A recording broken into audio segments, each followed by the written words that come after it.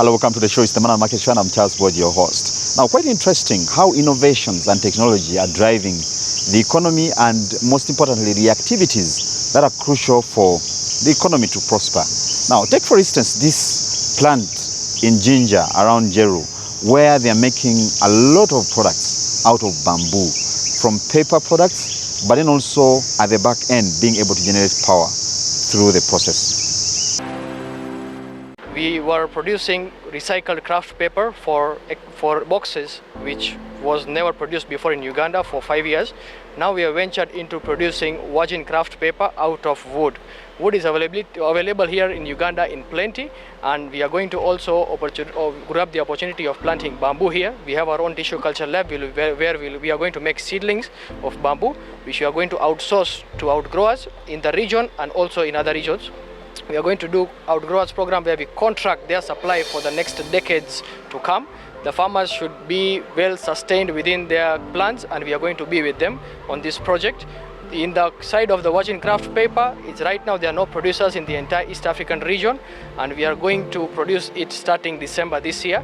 We are going to substitute imports of more than $80 million each year for the country, and we are going to also export $40 million worth of craft paper to other neighboring countries. The major products which we are going to make is paper. However, we are also going to make power out of it. We have a 15 megawatt power plant, and this is one of its kind projects.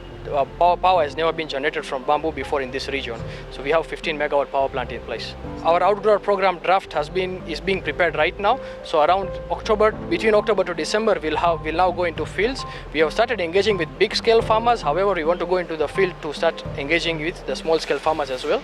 We think that a price of around 100,000 shillings a ton would be viable for the farmers to supply the bamboo to us, and the outcome for per acre for bamboo which we are going to supply is going to be 50 tons an acre and above. Bamboo takes 3 years to grow on the field, and then it harvests for every year for 90 years. This project is worth $80 million. So far we invested $63 million. So we still have the completion stage in which we are going to make additional investment, but it's going to be ending at $80 million, and we'll start production in December. The farmers benefit in two types. One, they can sell carbon offset generated from bamboo, which we are going to liaise with them and we sell it for them. And the farmers are going to get the advantage out of it as compared to other crops where they have to replant every few years. Bamboo works for 90 years and above. So the replanting time is not required. The farmers just plant once, we take care of the technical side of it, and they enjoy themselves for 90 years out of the crop they get. Right now we employ 400 people directly in this company. However, once the production starts in December, we'll have 1,000 direct employees, and we'll have close to 8,000 indirect employees who are working on the field in harvesting, in loading and other areas. The bamboo which we are going to propagate here in our tissue culture lab is a solid bamboo. However, the local available bamboo is a hollow bamboo. You can see a big space between those bamboo shoots. The seedlings going out from here, they're going to produce solid bamboos which are going to give the farmers optimum yield out of each acre they plant. The hollow bamboos, when you harvest an acre of them, you get around 12 tons. However, the solid bamboos which we have brought, they are going to harvest 50 tons and above each acre. So that's the direct advantage of the farmer. Those seedlings are made in laboratory conditions which are optimum for the growth of the plant. And when the plant is formed here in our tissue culture lab and greenhouse, it has 100% live rate. You cannot fail on any plants you have planted. Unlike seeds which are being imported, the seeds might fail. 10%, 20% of your crops might die when you plant them. However, when you do a tissue culture on any type of plant, the plant has 100% success rate, and it gives the maximum yield to the farmers. So whatever the farmers have been harvesting all of this period for all crops like coffee, like bamboo, like cocoa, so all of those products are going to have maximum yields from the tissue culture seedlings which we give out from here. This tissue culture facility costed $3 million to start, and it's still currently undergoing some expansions internally to enhance its process and products. And this is one of a kind. There is no single tissue culture lab in operation right now in the entire East African region.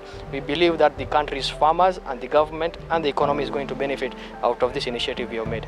We extract tissues from mother plants which are a viable species. We cross-link different species, we extract tissues out of them, we give them optimum conditions under the lab in which they grow into life. The tissues now start forming life. In the lab, when they start showing leaves and stems, that's when we take them into the greenhouse. They stay into the greenhouse and then they go into the fields. The process is about 18 months long, and it takes part, along with the seedlings, around 65 chemicals takes part in them to provide nutrients which are available in the soil and the air. Now, a number of business people tend to pay attention to the traditional factors of production when they're looking at the factors or parameters that are crucial for the success of a business. Of course, we talk about land, capital, labor, and the rest, but a state of one's mind, or what others call mental health, can actually determine whether business succeeds or fails. What we try to do at Sea Change is we try to help individuals find their own personal agency. And by that, I mean the ability to be able to make decisions and take action. Sometimes people call it mindset or growth mindset. The idea is to basically be able to use the capabilities that you have individually to be able to create the change you want in your life and move forward for your future. Now, while people know that having a positive mindset and growth mindset is important, they don't always know how to do it.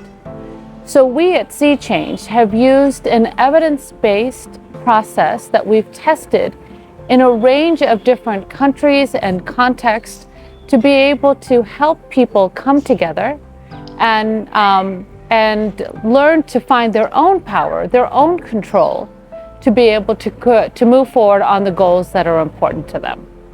We have over 300 trainers in Sea Change in 24 countries, and we've reached over 140,000 people so far with our training. What we have observed is that, yes, the entrepreneurs need the capital injections, but we equally need to have the right kind of training. What training does is that it addresses things which may be in the background, beliefs which the entrepreneur may have, kind of business practices which they may have, that if they do not correct, even if they receive financing, they are unable to be able to run businesses well. So it is that we are trying to be able to build.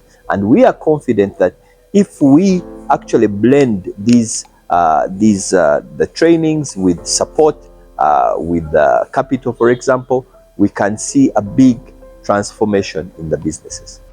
We all know that the greatest part of any economy lies in the micro and small and medium enterprises. So this new innovation and new piece, which is personal agency being added to business training, is something that we are so excited about. As a company, we've been doing a lot of trainings in the areas of personal financial management and financial literacy. But now that we are merging the personal financial management, financial literacy, personal development to business development services, it is good to see that now we are going to start training from the inside out, where we are now looking at the entrepreneur and moving out into the business, because the same mind that runs the personal finances is the same mind that runs the business. So we are believing that this is going to bring greater results and a richer understanding of how to run more effective and more efficient businesses.